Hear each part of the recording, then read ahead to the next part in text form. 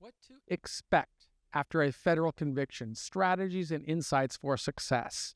My name is Michael Santos, and I'm here to provide you with some insight into questions just like these. People leave these kinds of questions on our website, and I understand how traumatic it can be. So in this brief video, I'm going to offer 10 simple points of what you can expect after a federal conviction. The first thing that you've got to expect is that you're going to either have one of two things happen. You're either going to get a letter from the Bureau of Prisons telling you when to surrender and where to surrender, or you are going to be taken into custody and you are going to wait in custody while a designation process takes place. That was the pathway that happened for me. I was arrested on August the 11th, 1987. I was taken into custody. I did not get a bond, and I remained in pretrial detention for about a year until all my judicial processes worked through, because I went to trial. I was convicted at trial. I was held in custody the entire time. After a jury convicted me, I had to wait for the Bureau of Prisons to designate me. And once they designated me, I went through a series of transfers from, I was actually going through this with Carol not too long ago, of trying to count all the places I went. And in the beginning, I was arrested in Miami. I was transferred to, at that time, it was El Reno, Oklahoma, where I waited for a little bit of time. Then they transferred me to Phoenix, Arizona. Then from Phoenix, Arizona, I went to the Kent City Jail, then Puyallup City Jail, then Pierce County Jail. Oh, I was actually vice versa. Pierce County Jail, then the Puyallup Jail, then back to Pierce County Jail, where I waited for the rest of the judicial process. I was in solitary confinement that entire time. Then I was convicted, and I went back to El Reno. Then from El Reno, I went to Talladega, Alabama, and finally got to the penitentiary on the East Coast, where I began serving my sentence. Most people who are watching this video want to know what happens after a conviction. If you're watching this video, you've probably been out on bond, so you won't have to go through that process. Some people, after they get sentenced, they're taken into custody right away. But most people who are out on bond will get to surrender to the Bureau of Prisons. It's just, you never know. I don't know what jurisdiction you're in, what judge you're in, or what you're facing, but that's point one of what's going to happen. The Bureau of Prisons will designate you to a federal facility. And then we should go into point two. What happens after that? Well, depends on where you're going. If you're going to a minimum security camp, which is only about 20%, probably less than 20% of the population that goes into the Bureau of Prisons goes to a minimum security camp. The other 80% goes to a secure facility. As I said previously, I started in a high security penitentiary. I would say that's not the vast majority of people. Most people will begin in either a low security prison or potentially a medium security prison. And when you go to those kinds of secure facilities, there's a little bit more stress that's taken into place, because the population inside of the prison is going to include people who are really trying to make a name for themselves inside of the prison. So you want to be conscious of where you are. You want to be thinking about, how am I going to navigate my way through this journey when other people are trying to put pressure on me. As somebody who went into the prison system very young and started in high security, I was there for about 7 years, I think, in high security penitentiaries. Then I transitioned to medium security prisons, where I was only in medium, I think, for about 2 years, maybe 2.5 years or something like that. Then I went to low security prisons, where I was for about 8 years. And then the last decade, I served in minimum security camps. So I experienced every security level. What I will tell you is that every security level that drops lower, the level of stress comes off. I didn't understand that when I began, because I'd never been incarcerated before, and I spent my first year in solitary confinement. So by the time I got to a high security prison, it felt really incredibly more liberating than being in the hole where I was for the first year. So I appreciated being in a secure prison, even though it was very volatile. Once I was there for a little while, they transferred me to, after, as I said, 7 years, to medium security, then low security, then camp. But every time I felt a level of stress that came off. If you're going to a minimum security camp, you've never been in prison before, it's probably going to be stressful. But that's only because you don't know real prison. Nobody who's been in a low, medium, or high is going to think of a camp as a real prison. But as somebody who's been in for a long time, I completely understand that any time you are away from the people you love and away from the people who love you, it's going to be stressful. And it's going to be stressful because you don't understand this system. All of a sudden, time starts to really slow down, and you don't know what will take place from one day to the next. You don't know what food you're going to get. You don't know how much you can eat. You don't know what the people you're going to have to share a bunk with. You're going to have to learn how to adjust in a way that is very different from anything outside. Wherever you live today, if you're watching this video, when you go into prison, just kind of think about you're going into a different part of town, and there are going to be people who have different values or different goals. I was speaking with a guy just yesterday who told me he was from, I think it was Indiana or Indianapolis, and he had to move to southern Kentucky. And when he moved to southern Kentucky, he had to deal with people who had a very different, more provincial mindset. And they would tell him that, oh, you're not from around here, and they would be very standoffish. That's kind of what prison is like. When you first come into that environment, you can expect it to be like you're living in a fishbowl. Everybody's eyes are on you, and they're trying to assess who you are and what your background is. And your job is to focus on the best possible outcome. And that leads us to point 3, which in point 3, I want you to be thinking about what's going to happen when you get there. Well, initially, there's going to be this, besides this initial adjustment, you're going to go through this period in federal prison called admissions and orientation. And then you're going to be looking, your staff members, your counselor is going to place you in a job or in a different housing situation where you're going to share typically a bunk in a dormitory style setting with other people, and you're going to have to adjust. So you're going to be thinking about all of the people who are there. By nature, pretty much everybody in that environment is going to have been in that institution for longer than you. And prison's very different from the free world, where in the free world you get respect by going to school, being a good citizen, earning a good income, contributing to your community. But in prison, it's very different. It's very tribal in the sense that people take possession of their certain spaces, and those spaces might be governed by racial characteristics or geographical characteristics of where you're from, sometimes by the type of criminal background that you have. But my recommendation to anybody is to be focused on the goal. Focus on, you want to get the highest level of liberty at the soonest possible time. Your job is not really to win a popularity contest. It's to be thinking about, how am I going to put myself in a position to get out at the soonest possible time? And sometimes that's not easy to really understand. It's one of the reasons that I really encourage anyone, learn as much as you possibly can before you go into the system. Learn about best practices. In fact, that's what I covered in point number 4. As Stephen Covey said, you want to seek first to understand the environment before you try to have everybody understand you, right? The people don't really care about you. They don't care about your career outside. They don't care about how you see yourself. They care about themselves, but sometimes in that environment, there are going to be people who really don't want to succeed on their own. They just want everybody else around them to fail. Some people in prison, this is the pinnacle of their life. It's the one place where they can differentiate themselves by something different from honor and respect. Somebody who might have never succeeded in life in anything, maybe he was a car thief, or somebody who stole purses or snatched chains. In that environment, it's possible that he became a shot caller or a leader of the prison, and he wants to govern how everybody else serves his time. It's your job to understand that, just as you would if you were outside, right? If you were outside and you go to the gas station and somebody comes there, and you can kind of you have your senses up, and you could see who's dangerous, who do you want to avoid.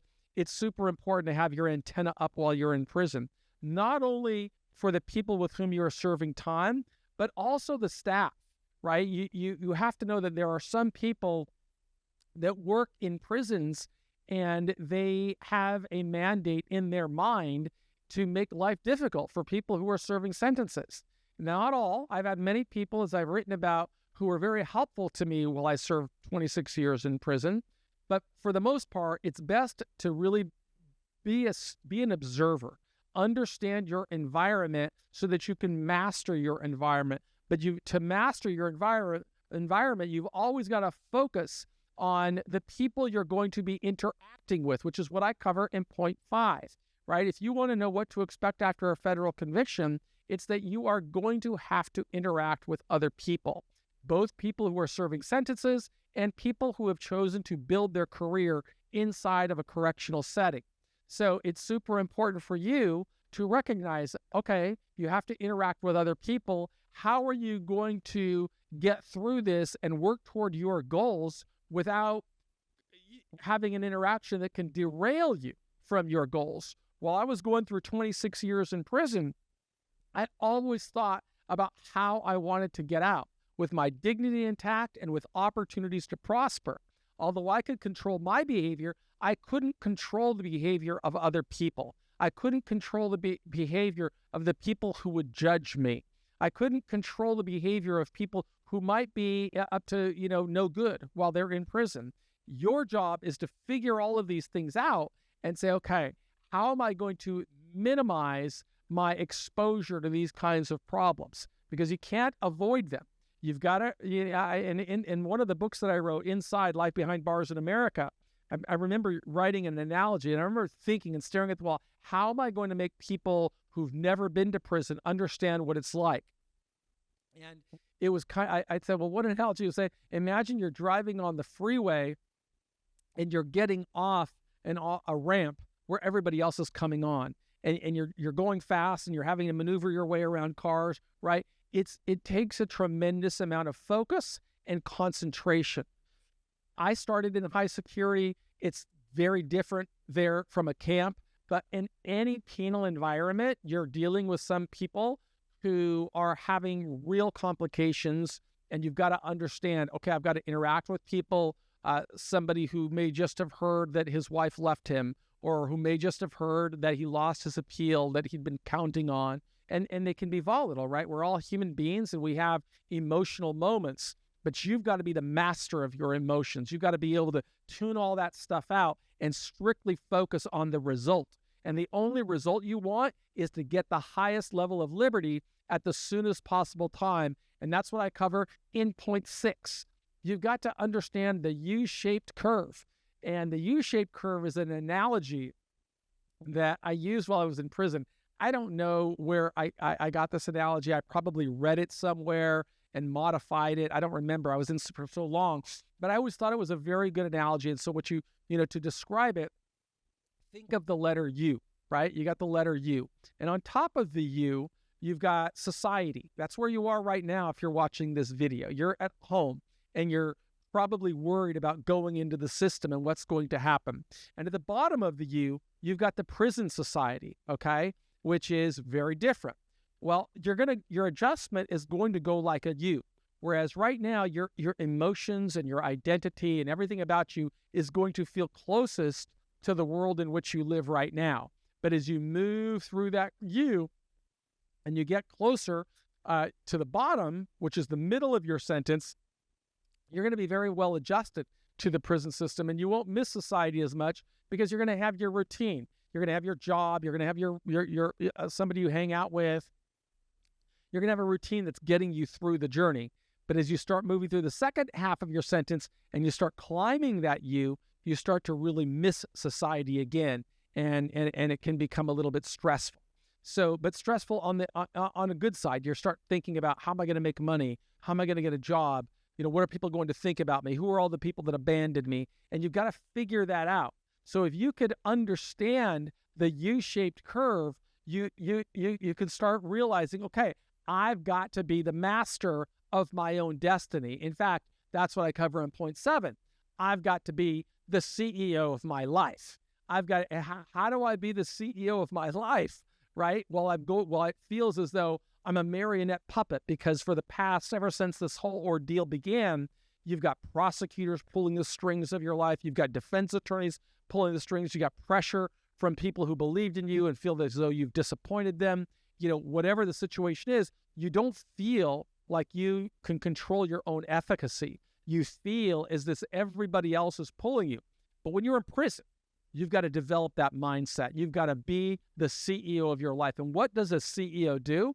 They focus on the result. They focus on what they're trying to achieve, right? That to do that, it's a very systemic plan where they're focusing on, okay, I have to think about the best possible outcome and how am I going to get through the challenges I have right now? What is going to be my plan? Okay, I've got to think about, okay, if I know what the plan looks like, what are the priorities that I have to hit, right? What do I have to hit first to put myself in the pathway of new opportunities? And then you've got to develop your own tools, tactics, and resources that are going to help you accelerate that plan. That's really a crucial strategy that made all the difference in my life. During the first years of my journey, I just focused on getting an education because I believed if I got an education, I might accelerate my pathway to success. Then I had to figure out, well, how do I apply my education so that I can contribute to society and build a strong support system, my own board of directors, so to speak, who might assess me or provide me with guidance along the way. And the more thought you give to that, the stronger you become, the more confidence you build. But you also have to be thinking about the world around you. And if you're thinking about that, it's what I cover in point 8. You've got to anticipate indifference and apathy from the system, okay? Do not expect anybody to care about how much time you're serving or about what a great person you are or why you don't belong there. Expect indifference and apathy and recognize that you have to succeed anyway. Frank Sinatra sang that song, New York, New York, right? If I can make it in New York, I can make it anywhere. Well, if you can make it through prison, that's when you can make it anywhere. You've got to realize you're living in an environment that is designed to obliterate hope. But you've got to muster that hope every single day. And to the extent you can anticipate what's coming, the stronger you are going to be. That's what makes everything in prison, put it in perspective. You've got to be thinking about what I'm going to cover in point 9, right? You've got to anticipate that every day is going to pass so slowly that day drags on like it can last an entire year. Oh my God, how long is it going to be till lunchtime? Oh God, when's the next going to be count time? How long is it going to be till I can go out and hit the yard, hit the track? So the days pass like a year because you don't control it. But simultaneously, you've got to expect that the years pass like a day, okay? You're going to get through a year and you're going to say, wow, time is passing really quickly. I'm really moving forward. And if you feel that, if you could put that into perspective, a day is going to pass like a year is going to pass like a day, then you realize it is your job to make sure that every day counts, to make sure that you are truly doing everything you possibly can to what I'm going to cover in point number 10, which is why will you be a candidate for relief at the soonest possible time, right? I got a typo there. Why will you be a candidate for relief at the soonest possible time? The more you think about that concept, the more effective you are going to be at getting through a journey with your dignity intact and with opportunities to prosper. So that's really what I had to say while I was going through responding to this question is, what should I expect after a federal conviction? How do I prepare myself? Well, let's just zip through them again, right? I had point number 1. You've got to wait for a designation. You don't control that. The system controls that. If you prepared yourself well, you might have been able to influence it, but that's going to be the first step. Second, are you going to a minimum security camp or a secure facility? And do you know how to adjust? Do you know how to be strong and ready to prosper regardless of where they send you? Point number 3, there's going to be an initial adjustment where you're interacting with other people. Then you're going to go through some admission and orientation strategies. You're going to get assigned to a job. You're going to get assigned to some housing. But just remember, you can do some work to influence it if you first seek to understand the environment before trying to be understood, which we covered in point 4. Point 5, you want to recognize you're going to be interacting with others, people who come from a different background than you, people who have different experiences, different cultural experiences, different socioeconomic. Your job is to master those interactions so that none of them detract you from reaching what you want to achieve. And it's important, as we've covered in point 6, to understand the U-shaped curve, right? Whether you have a 1-year sentence, 3-year sentence, 5-year sentence, or you've got an extremely long sentence, as I had, it's going to go through some stages. And I would just encourage you to remember there's always more opportunities in the future than in the past. Number 7, you need to be the CEO of your life. Build yourself a plan, put priorities in place, develop your tools, tactics, and resources, and then execute your plan every single day, adjusting as you need to adjust, always holding yourself accountable, and recognizing that you need that intrinsic motivation to keep going.